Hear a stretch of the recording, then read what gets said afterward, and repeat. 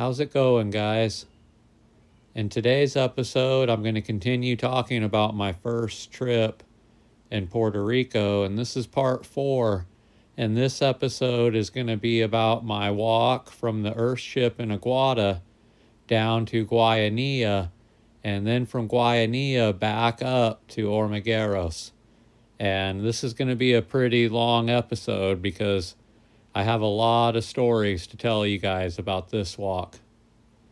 So I started out leaving the Earthship early one morning, and I walked from the Earthship in Aguada to San German before it got dark. And I just slept on the bench in San German in the park, and nothing really eventful happened. There was a little bit of a party, like kind of a concert going on down at the other end of the park, but there wasn't a whole bunch of people, and I actually got 4.5, 5 hours of sleep that night. And I woke up, and San German has 2 cemeteries, but I went to the really old cemetery and spent all day there filming it and taking pictures and just kind of hanging out. There wasn't anybody working there, and nobody came in to visit their loved ones or anything. So I had the afternoon to myself at that cemetery. And then I did my usual. I went to a restaurant and plugged my phone in and plugged my battery in and stuff like that to make sure it was fully charged. And then I walked to Sabana Grande from San German, and I got there just as it got dark, so I made it just in time. So I was looking for a place to sleep in Sabana Grande, and on the way to walking to the park, I walked by the cemetery that's there in Sabana Grande, and it's a huge cemetery. And I ended up finding a bench that was right there next to the cemetery. So I figured, okay, cool, I'll just sleep here. And I laid down and got some sleep for a little while. I probably fell asleep at about 1 in the morning, and then something pretty funny happened at about 3:30 in the morning. I got woken up because I heard this big loud noise coming at me, and I look over to my right, and it turned out it was a garbage truck that looked like it was driving right towards me, but I didn't realize at the time because, like I said, I got on this bench when it was already dark, that there was a dumpster right next to the bench. So the garbage truck literally drove right by me and picked up that dumpster and dumped it and slammed it down. And needless to say, I wasn't going to go back to sleep after that. I was pretty woke up. It just really caught me off guard. And it was kind of funny because the next day I saw a bunch of food trucks and stuff pull up, and they kind of operate right outside the walls of the cemetery there on the side of the road. So it makes sense. There were a lot of food trucks and stuff like that there. So they have a dumpster that's right there.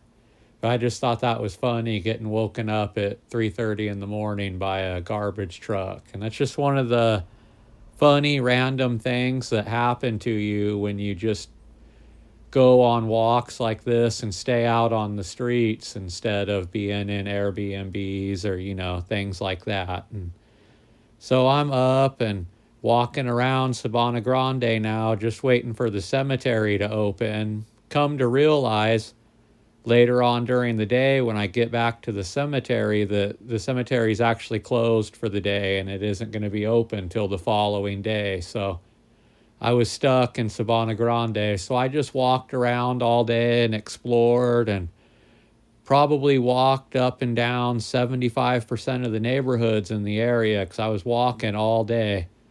And my phone was starting to run out of juice, so I found a Burger King and got a coffee and charged my phone and my batteries again. And I had an act of kindness towards me. Some older military veteran guy came up to me, and he thought I was homeless at first, but then I explained to him what I was doing, and he actually bought me one of those strawberry sorbets that Burger King does. And Then he insisted on buying another one for me. So I took it, and I was sitting there with a cup of coffee and two strawberry sorbets and charging my phone. And it was a good day, really, all in all, in spite of the fact that the cemetery was closed. So I ended up walking around some more after that, and I had a pizza. And as the sun started fading away and night came upon me, I found myself back at the bench in front of the cemetery again. And I call it the Masonic Cemetery because it was pretty interesting. While I was sitting there on that bench waiting for the cemetery to open up the next morning, about 5 in the morning, somebody drives up to the cemetery and I see them going to a different gate that I didn't notice was there before. And it was a different entrance to the normal entrance in the front that everybody goes to. So I watched them go in there and do some stuff. Granted, it's still dark out, so I couldn't see much, but I could see his flashlight and whatnot. And then he closes the gate and gets in his car and leaves. I assume it's a caretaker or something. And so I went and looked over at that gate just as the sun was coming up. And I realized it was a little cemetery that was a part of the giant cemetery, but it was definitely separate. And it was the Masonic part of the Sabana Grande Cemetery. And so I was like, wow, that's pretty interesting. And I saw some interesting headstones in there and whatnot. And so I went to Burger King and charged my phone again and had a sorbet for breakfast, and then headed back when I knew the cemetery was going to be open. And so I got into the cemetery there in Sabana Grande and walked around for hours filming and taking photographs. And I found myself over in that corner of the cemetery where that little hidden Masonic cemetery was, and I couldn't help myself. I jumped over the wall and went and took pictures of it and filmed it. And if you guys are interested in seeing that, you can look on my YouTube channel. It's episode 89, The Masonic Cemetery, Part 2. And it was just a really interesting little cemetery. One of the most interesting little cemeteries that I've been to on the island. And so I took some pictures and filmed it real fast. And then I jumped back over the wall, and as I was continuing to film and finish filming the entire cemetery, I just had one more little part to do. Some of the workers came up to me, and I just couldn't quite explain to them what I was trying to do, and they ended up sending me on my way, which was okay because, like I said, I got most of the cemetery anyways. And this was before I developed a real strategy for how to go take pictures and photographs and videos of these cemeteries without bothering people and bothering the staff. And I learned this strategy later on during this trip. So I walked to Yakao from Sabana Grande, and I filmed and photographed a really old cemetery there that was cut in half by a road.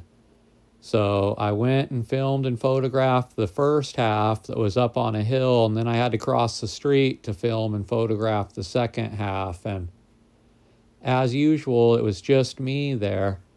There wasn't any workers, and there wasn't anybody that was there to mourn their loved ones. So I got the afternoon to myself. And I think that's one of my favorite things about visiting cemeteries is I'm usually by myself, and it's usually pretty quiet and away from all the hustle and bustle of life. And that applies to cemeteries everywhere, not just in Puerto Rico. So I got done filming and photographing that cemetery, and I got a pizza and charged my phone and charged my battery and whatnot. And then I found a bench by the Calais San Miguel area, and it was an area that was a lot of housing, and I was kind of sketched out about sleeping there at first, but the bench was so nice and there wasn't much traffic or action going on around it. So I decided to give it a try, and it worked out. I got 4 or 5 hours of sleep, so I wasn't complaining at all. So then I walked to Guayanilla from there, and on my way there, a big rainstorm came in, and I got hit pretty good by the rain. It was probably the most notable rainstorm that I had to walk through, because I've walked through plenty by this time. Anybody that's been to Puerto Rico before knows what I'm talking about. And like I said, I got soaked pretty good, and I definitely was glad that I had a poncho. And I made it to Guayanilla. And something notable about that walk, besides the rainstorm, is I walked by this old abandoned motel that was full of horses, and I thought that was interesting. I wanted to pull my camera out and take some pictures of it, but the neighborhood that the hotel was around just seemed a little sketchy, and I was tired anyways and just kind of wanted to get to town and find a bench, which I did. I found a bench and went to a Burger King or anywhere I could find. I can't remember the exact place I went to in Guayanilla, but I ate and charged my phone and charged my battery and went back and slept on that bench and was looking forward to the next day, even though I knew it was going to still be raining. I wanted to go try to film and photograph that cemetery anyways.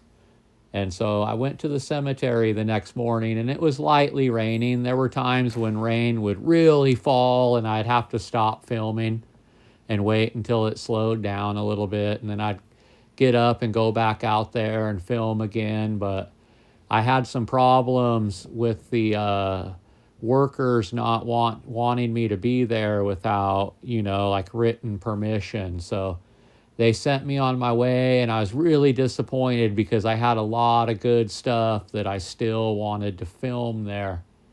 And luckily, there were some people standing outside of the cemetery that heard all the communication between me and the guy that was running the cemetery, and they came and talked to me and translated to the guy and helped us communicate better, because these people that were outside, they thought what I was doing was pretty cool, so they were willing to help me, which I really appreciate a lot.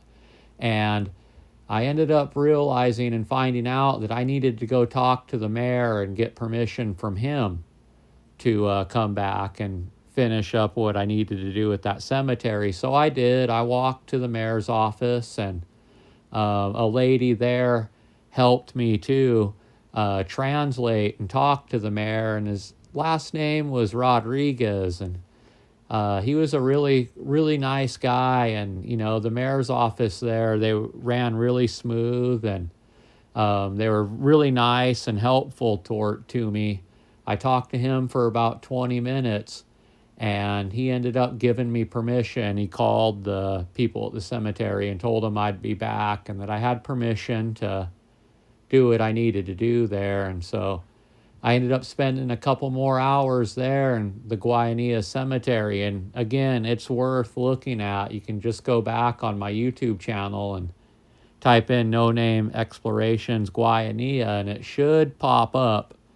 And it's definitely worth looking at. It's got some of the most unique statues and headstones that I've seen on the island. So it was at this time that I realized that Ponce was so big and so vast, and there were so many cemeteries there, kind of like the San Juan area, that there's no way I could walk through there and really do it justice like I wanted to. So I had to really start thinking about what I was going to continue doing at this point with the walk. Was I just going to go to Ponce and go to one of the cemeteries and then go to the next town? But all the cemeteries there were so big, so I had to sit and think about this for an hour or two, and I decided that I would just walk back to Aguada at this point, mainly because of funding. If I had enough money to maybe spend a week in Ponce, then things would be a little different. But I knew I had to turn back at this point. And so I walked back to Yakao.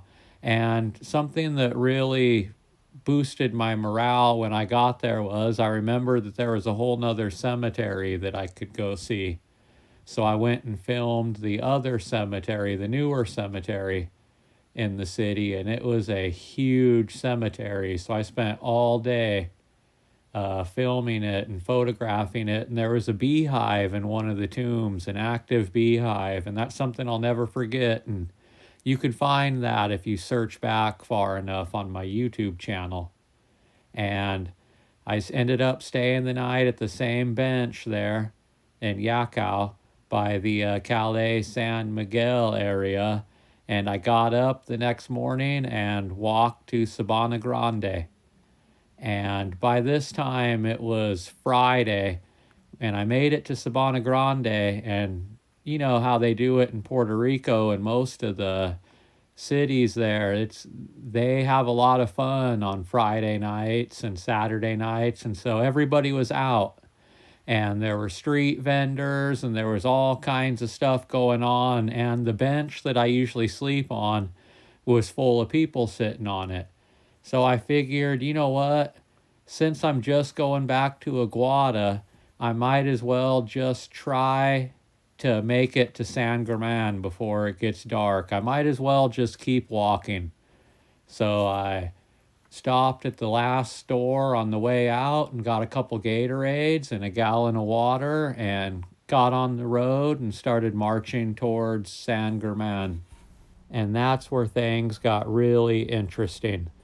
So I'm about 3/4 of the way to San German, and I'm just marching, listening to music, kind of in my own world, walking down the freeway, and all of a sudden I hear somebody screaming in Spanish.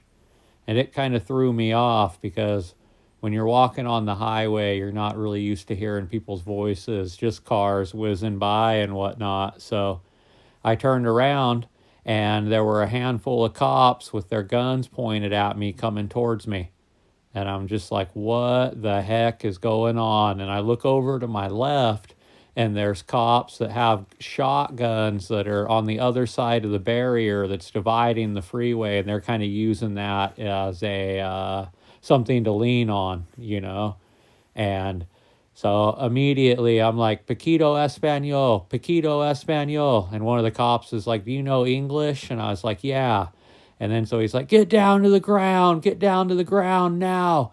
And it just like really threw me off. So what I did inadvertently on accident was I just put my phone and my drink down and then just kept standing up, and I had my hands up in the air, and that kind of threw them off for a minute. And then one of the officers is like, where are your weapons?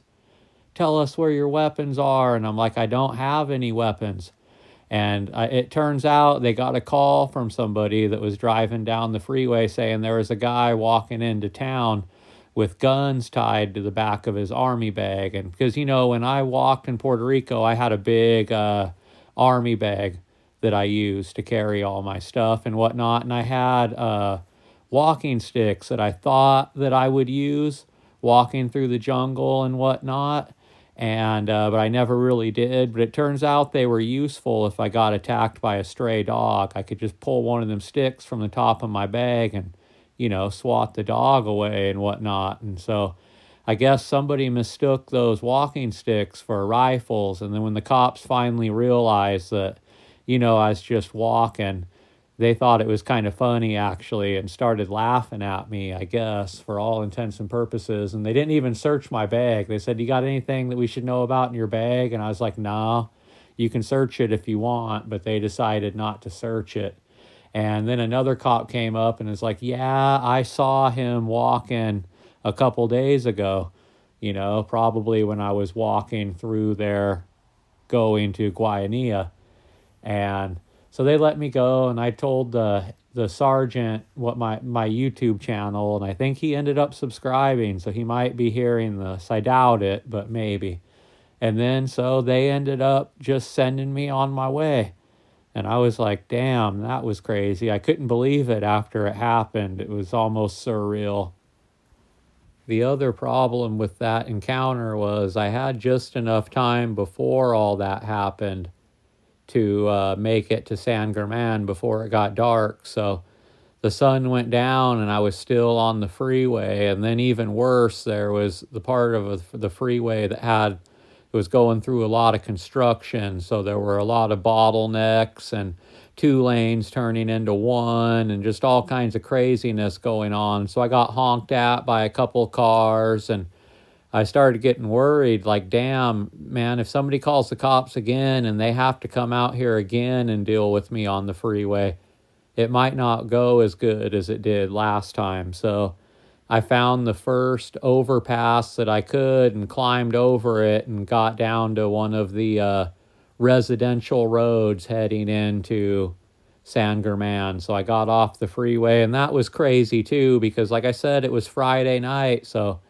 everybody was out and about. And the reason why I walk on the freeway is because the residential roads are really narrow, and cars will come flying by sometimes, and you end up jumping into the bushes and stuff to avoid things. And so I ran into that problem. I was ducking and dodging cars for about 45 minutes, and people were riding their horses by me, and I was just ducking and dodging and moving around and avoiding. And then I finally made it to the heart of San German, and I was beat up at this point, and it's been a long day, but I got something to eat and found somewhere to charge my phone and charge my battery. And I was bound and determined the next day to walk back to Aguada or get a ride from one of my friends that offered. So I found myself on a bench, the same bench that I was sleeping on the first time I was in San German. And I knew I might not get much sleep, though, because there were a lot of people out, because like I said, it was Friday night. And I almost fell asleep, and then somebody came up and started talking to me in Spanish. And then I told them, Poquito Espanol, and it turns out they knew English. And this guy, he has a place to stay, I guess, but he was just out on the streets, and he hung out with the homeless people, or he was homeless too, which was probably the case, but I'm not too sure. But I remember his name was Bebe, and I ended up talking to him from about midnight till like 4 in the morning. Around 2:30 in the morning, I realized that, I probably wasn't going to be able to go to sleep that night. So I just lived with it and just decided, all right, I'll just hang out with Bebe. And we walked around San German, and he told me a little bit about the city and the history and, his family. And he lived in America for a while, and he was a pretty cool guy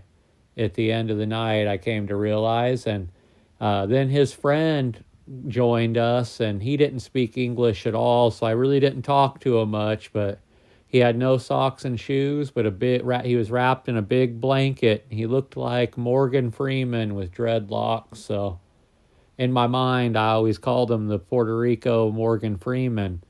And I ended up walking around with them two for about another hour or so. And then we went into McDonald's because I wanted to charge my phone and get a coffee. And they didn't want any coffee.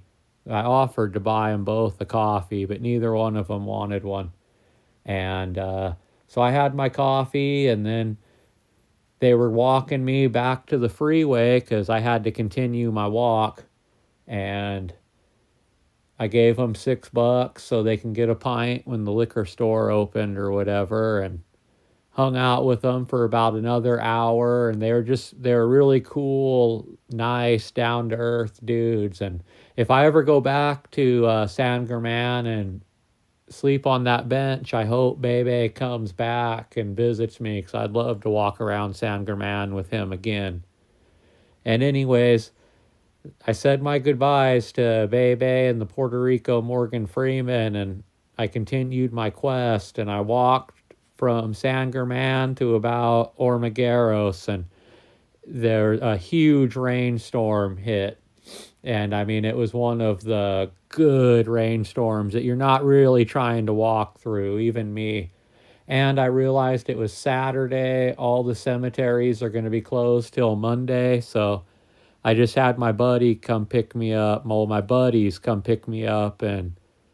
Ormigueros, and they brought me back to the Earthship, which I was really grateful for that, because that really saved a whole nother day and night of pain. I probably would have had to sit somewhere under a bridge all day and all night and then have that long march the next day. So it really saved me a lot. And, anyways, that concludes this episode. In the next episode of my story, I'll be telling you guys about my walk back to the airport from Aguada. I walked from Aguada back to San Juan, and I've got a lot of interesting stories to tell you guys about that walk too. So stay tuned.